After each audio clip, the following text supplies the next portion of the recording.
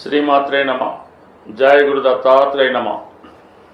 ఈ వీడియోలో మనం జాతకులకి గృహయోగం ఎప్పుడు ఏర్పడుతుంది, అసలు వారి యొక్క జన్మజాతకంలో సొంత గృహయోగం ఉన్నదా లేదా అన్నది ఏ విధంగా తెలుసుకోవాల్సి ఉంటుంది, అలాగే గోచారంలో గ్రహాలు మారినప్పుడు ఏ గ్రహాలు అనుకూలంగా వచ్చినప్పుడు ఏ ఏ రాశుల వారికి సొంత గృహయోగం ఏర్పడుతుంది అన్న విషయాన్ని మనం ఈ వీడియోలో పరిశీలించే ప్రయత్నం చేద్దాం.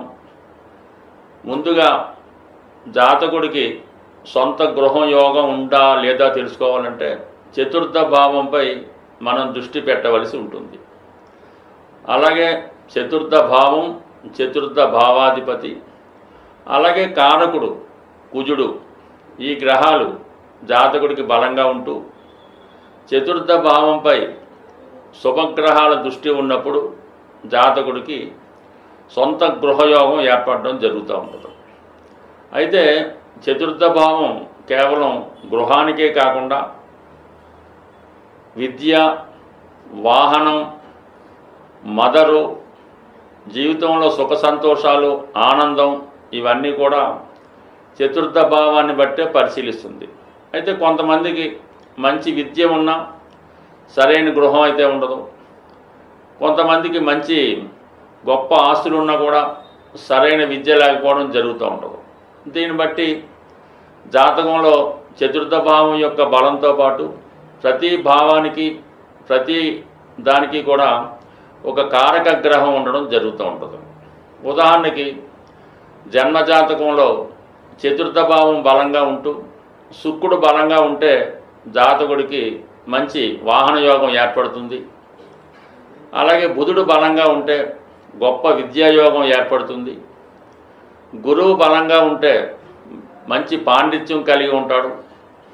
అలాగే కుజుడు బలంగా ఉంటే స్థిరాస్తులు, భూమి, పొలాలు ఇవన్నీ కూడా కలిసి రావడం జరుగుతూ ఉంటుంది. సో అందువలన ఏంటంటే చతుర్థ భావంలో ఏ గ్రహం ఉన్నది, చతుర్థ భావాన్ని ఏ గ్రహం చూస్తున్నది, చతుర్థ భావాధిపతి ఏ గ్రహంతో కలిసి ఉన్నాడు, ఇవన్నీ పరిశీలించిన తర్వాత జాతకుడికి ఎటువంటి గృహం ఏర్పడుతుంది అన్న విషయాన్ని కూడా మనకి ఈ గ్రహాలను బట్టి తెలియజేయడం జరుగుతూ ఉంటుంది. శని యొక్క ప్రభావం వల్ల జాతకుడికి రాళ్లతో కట్టినటువంటి, అంటే పూర్వకాలం ఈ కోటలు అటువంటివి ఉండి కదా, అటువంటి భావన ఉంటుందని. అలాగే ప్రస్తుతం శుక్రుడు యొక్క ప్రభావం ఉంటే చాలా విలాసవంతమైనటువంటి భవనాలు ఉండే అవకాశం ఉంటుంది. గురువు ఉన్నప్పుడు చాలా ఆధ్యాత్మికంగా ఒక మంచి ప్రశాంతమైనటువంటి కుటీరం లాంటి గృహం ఏర్పడడం జరుగుతూ ఉంటుంది. బుధగ్రహం ఉండడం వల్ల ఒక మంచి గ్రంథాలయం లాంటి గృహం ఏర్పడడం జరుగుతూ ఉంటుంది. బట్ ఏదైనా శుక్రుడు బలంగా ఉండి కుజుడు కూడా బలంగా ఉంటే ఆ జాతకుడికి అనేక అంతస్తుల భవనాన్ని కలిగి ఉండడం జరుగుతూ ఉంటుంది. రవి ప్రభావం వల్ల పూరిళ్ళు గడ్డితో నిర్మించిన గృహం అని చెప్తూ ఉండేవారు, కానీ ఇప్పుడు ఇవన్నీ కాలానుగుణంగా మారిపోవడంతో ఏదైనా ఆ స్టేటస్ని బట్టి, జాతకంలో ఉన్న గ్రహాలను బట్టి గృహయోగం ఏర్పడడం జరుగుతుంది. బట్ ఏదైనా సొంత గృహం విలాసవంతమైనటువంటి ఫర్నిచర్తో, వివిధ రకాల అలంకరణలతో ఉన్నటువంటి గృహం కావాలంటే శుక్రగ్రహ అనుగ్రహం, అలాగే కుజగ్రహ అనుగ్రహం కూడా కంపల్సరీగా ఉండవలసి ఉంటుంది. అలాగే చతుర్థ భావానికి సంబంధించిన దశలు కూడా రావాల్సి ఉంటుంది. ఏదైనా దశ వచ్చినప్పుడే ఆ యోగం ఫలిస్తూ ఉంటుంది. అలాగే మనకి చతుర్థ భావంలో ఉన్న గ్రహం కానీ, చతుర్థ భావాన్ని చూస్తున్న గ్రహం కానీ, చతుర్థ భావాధిపతితో కలిసి ఉన్న గ్రహాల యొక్క దశలు వచ్చినప్పుడు ఆ చతుర్థ భావం యాక్టివేట్ అయి జాతకుడికి గోచారరీత్యా గురుగ్రహ అనుగ్రహం వచ్చినప్పుడు, కుజగ్రహ అనుగ్రహం వచ్చినప్పుడు, కొన్ని సందర్భాల్లో శనిగ్రహ అనుగ్రహంతో సొంత గృహం ఏర్పడడం జరుగుతూ ఉంటుంది. కొన్ని సందర్భాల్లో అంతర్దశలు కూడా కొన్ని 3 సంవత్సరాలు 3.5 సంవత్సరాలు ఉండే సందర్భంలో కూడా ఈ సొంత గృహం ఏర్పడే అవకాశం ఉంది. కొన్ని అంతర్దశల్లో గృహాన్ని అమ్మడం జరుగుతూ ఉంటుంది. కొన్ని అంతర్దశల్లో గృహాన్ని కొనడం జరుగుతూ ఉంటుంది. కొన్ని దశల్లో గృహం మారడం, అలాగే గృహం స్వదేశంలోనా, విదేశంలోనా, గ్రామంలోనా, పట్టణంలో ఉన్నది కూడా జాతకంలో ఉన్నటువంటి గ్రహాల స్థితిని బట్టి ఆధారపడి ఉంటుంది. మనం ఇప్పుడు ఏ రాశుల వారికి ఎప్పుడు గృహయోగం ఏర్పడుతుంది, ఆ రాశులలో ఏ గ్రహాలు బలంగా ఉన్నప్పుడు ఎటువంటి గృహయోగం ఏర్పడుతున్న విషయాన్ని వివరంగా ప్రతి రాశికి తెలుసుకునే ప్రయత్నం చేద్దాం. మిథున రాశి వారికి సొంత గృహం ఎప్పుడు ఏర్పడుతుంది, ఏ విధంగా వీళ్ళ యొక్క సొంత గృహం నిర్మించుకోగలుగుతారు అన్న విషయాన్ని ఈ వీడియోలో తెలుసుకునే ప్రయత్నం చేద్దాం. మిథున రాశి వారికి చతుర్థ స్థానం కన్యా రాశి అవుతుంది. అది సహజంగా 6వ రాశి అవటం వల్ల వీళ్ళకి పెద్దల ద్వారా సంక్రమించే స్థిరాస్తిపై కొన్ని లిటిగేషన్స్ కానీ అప్పులు కానీ ఉండే అవకాశం ఉంది. అలాగే ఏదన్నా బాగా రిపేర్లతో కూడుకున్నటువంటి పాత గృహం లాంటిది వీళ్ళకి పెద్దల ద్వారా సంక్రమించే అవకాశం ఉన్నది. ఎక్కువగా వీళ్ళకి తల్లి తరపు ఆస్తి ఎక్కువగా ఈ రాశి వారికి రావడం జరుగుతూ ఉంటుంది. అలాగే ముఖ్యంగా ఈ రాశ్యాధిపతి అంటే మిథున రాశికి ఏదైతే అధిపతి బుధుడు అవుతున్నాడో అది చతుర్థ స్థానంలో ఉచ్చ స్థానంలో పొందడం వల్ల అంటే వీళ్ళ పుట్టిన స్థాయి కన్నా అంటే వీళ్ళు ఒక సాధారణ కుటుంబంలో జన్మించి వాళ్ళకి ఏదో ఒక సాధారణ ఓ పెంకుటిల్లు లాంటి గృహం ఉందనుకుందాం. అయితే వీళ్ళు దానికన్నా బాగా పెద్దదైనటువంటి గృహాన్ని ఏర్పాటు చేసుకోవడం జరుగుతూ ఉంటుంది. వీళ్ళు ఒక పెద్ద స్థిరాస్తి ఉన్నటువంటి కుటుంబంలో జన్మించినప్పటికీ కూడా దానికి మించి అంటే వాళ్ళు పుట్టినప్పుడు ఆస్తి ఏ విధంగా ఉంటుంది, ఒక పెద్ద బంగ్లా అయితే ఇంకా పెద్దది వీళ్ళు నిర్మించుకునే అవకాశం ఉంది. అంటే పుట్టిన స్థాయి కన్నా ఉన్నత స్థాయికి సంపాదించినటువంటి గృహంలో వీళ్ళు సొంతంగా స్థిరాస్తి సంపాదించుకునే అవకాశం ఉంది. అలాగే వీళ్ళు కంపల్సరిగా ఏదైనా స్థిరాస్తి కొనుక్కున్నప్పుడు కానీ ఇల్లు కట్టుకున్నప్పుడు కానీ కొంత రుణం చేయవలసి ఉంటుంది. అంటే కొంత అప్పు చేసి దాంతో ఇల్లు నిర్మించుకుంటారు. మరి కొంతమందికి వాళ్ళ భార్య సహకారంతో కానీ భార్య తల్లిదండ్రులు అత్తమామల సహకారంతో కానీ సొంత గృహయోగం ఏర్పడే అవకాశం ఉంది. ఏదైనా వీళ్ళకు ఉన్నటువంటి ఆస్తి మీద ఏదో ఒక అప్పు రుణం అలాంటిది ఉండే అవకాశం ఉంది.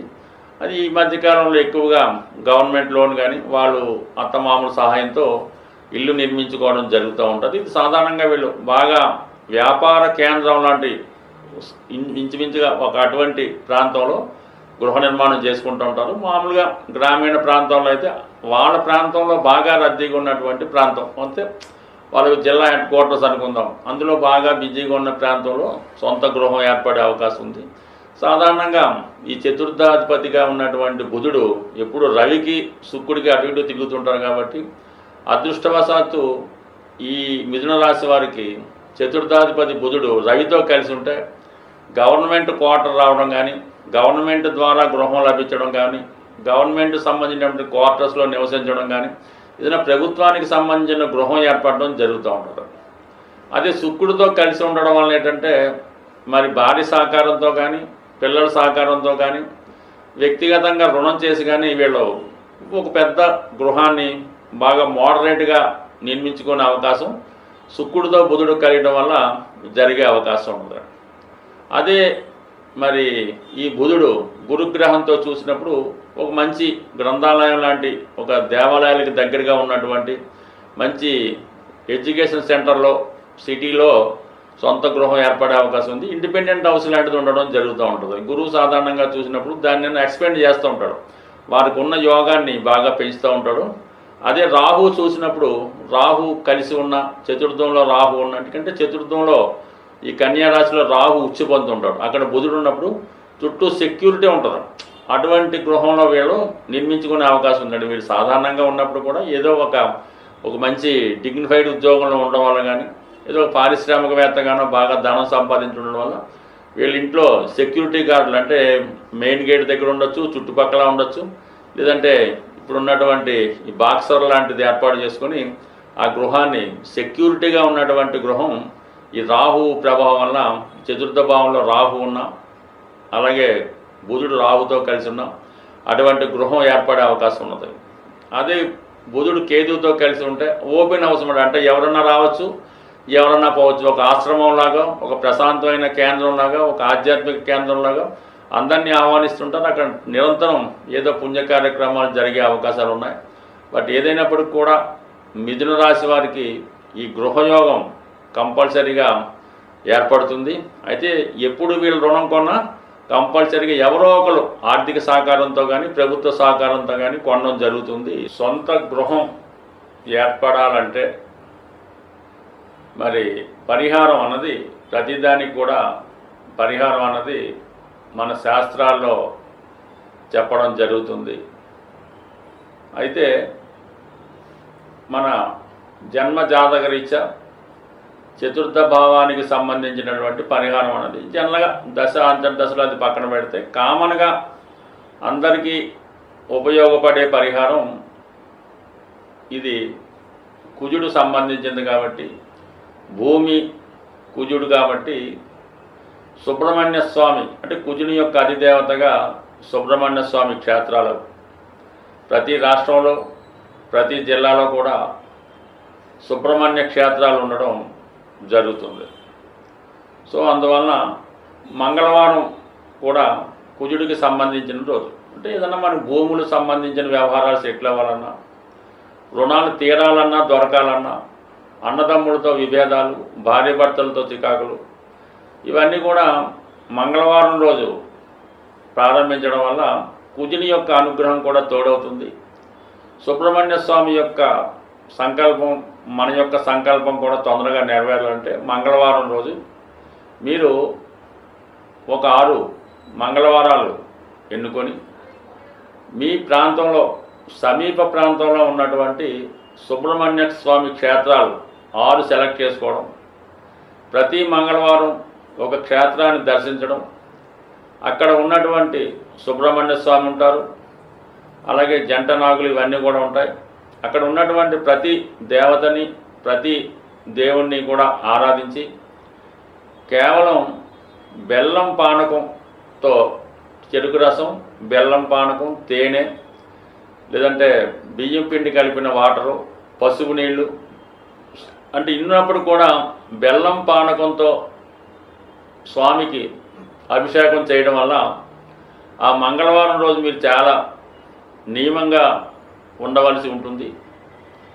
అలాగే వీలైతే ఆ రోజు గోవుకి ప్రదక్షిణ చేస్తూ గోవుకి కూడా కొంత బెల్లాన్ని తినిపించవలసి ఉంటుంది.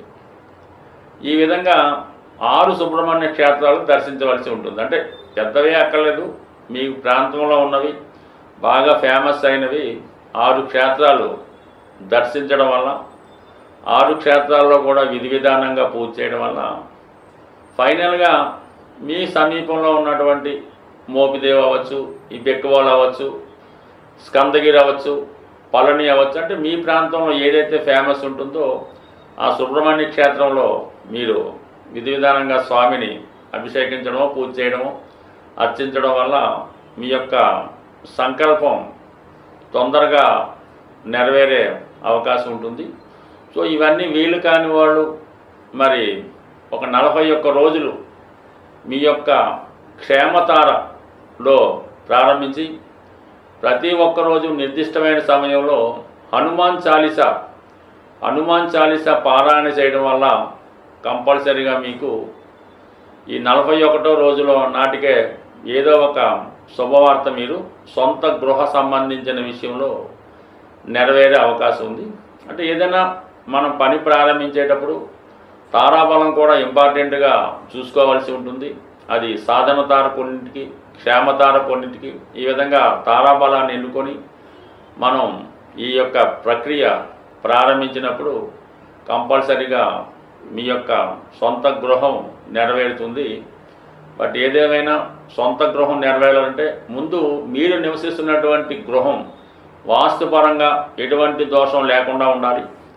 మీరు అద్దెకున్నా ఎవరింట్లో ఉన్నా దాన్నే సొంత గృహంగా భావించి ఆ గృహాన్ని పరిశుభ్రంగా ఉంచడం, పాత వస్తువులు లేకుండా, బూజులు పట్టకుండా, చెదలు పట్టకుండా, ఇరిగిపోయినవి లేకుండా చక్కగా నీట్గా ఉంచడం వల్ల అది మీకు ఇమీడియట్గా ఒక కొత్త సొంత గృహాన్ని ఏర్పాటు చేయడం జరుగుతూ ఉంటుంది. అంటే మనం చూడగానే ఒక ఇంటి చూసినప్పుడు ఇది మీకు అద్దెల్లో ఉన్నారో సొంత ఇల్లులో ఉన్నారో అర్థమైపోతూ ఉంటుంది. అందువల్ల మీరు అద్దెంట్లో ఉన్న సొంత ఇల్లులాగా దాన్ని పవిత్రంగా చూస్తే మీకు ఆ అమ్మవారి కృపతో సొంత గృహం ఏర్పడే అవకాశం ఉంటుంది. స్వస్తి.